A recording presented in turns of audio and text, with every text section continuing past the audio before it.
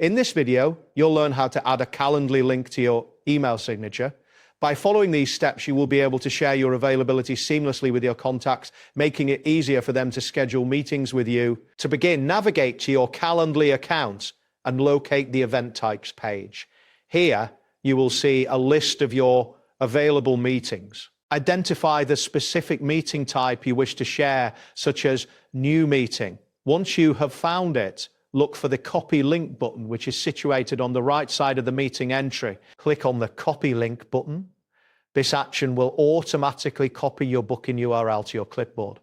You will not see any confirmation message, but rest assured that your link has been successfully copied and is ready to be pasted. Next, open your email client.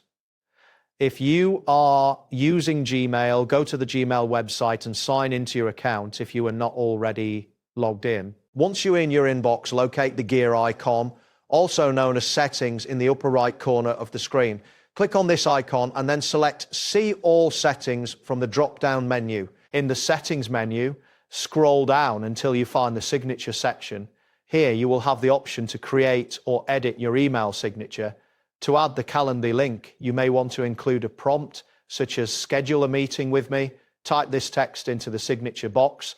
Once you have added the text, highlight it to prepare for linking. Look for the link icon in the formatting toolbar, which resembles a chain link. Click on this icon to open the link dialog. In the field that appears, paste your Calendly link that you copied earlier.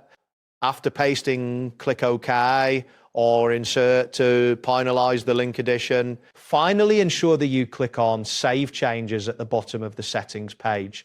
This step is crucial, as it will save your updated signature with the new link included. After saving, you can send a test email to verify that the link works correctly and directs recipients to your Calendly page. That wraps up today's guide. Thanks for watching, and catch you in the next tutorial.